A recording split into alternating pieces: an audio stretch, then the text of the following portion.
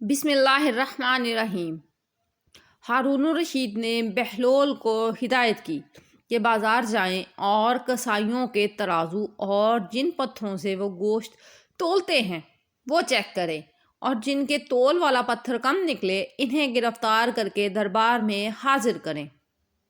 بہلول بازار جاتے ہیں، پہلے کسائی کا تول والا پتھر چیک کرتے ہیں تو وہ کم نکلتا ہے۔ کسائی سے پوچھتے ہیں کہ حالات کیسے چل رہے ہیں۔ کسائی کہتا ہے کہ بہت برے دن ہیں، دل کرتا ہے کہ یہ گوشت کاٹنے والی چھری بدن میں گھسا دوں اور ابدی نیند سو جاؤں۔ بہلول آگے دوسرے کسائی کے تول والے پتھر کو چیک کرتے ہیں، وہ بھی کم نکلتا ہے۔ کسائی سے پوچھتے ہیں کہ کیا حالات ہیں گھر کے۔ وہ کہتا ہے کاش اللہ نے پیدا ہی نہ کیا ہوتا، بہت ضلالت کی زندگی گزار رہا ہوں۔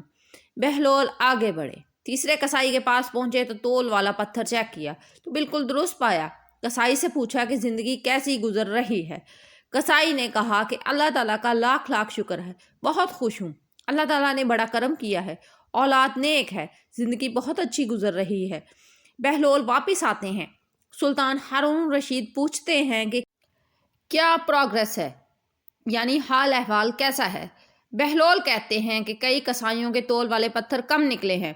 سلطان نے غصے سے کہا پھر انہیں گرفتار کر کے لائے کیوں نہیں۔ بہلول نے کہا اللہ تعالیٰ انہیں خود سزا دے رہا ہے، ان پر دنیا تنگ کر دی تھی تو یہاں لانے کی کیا ضرورت تھی۔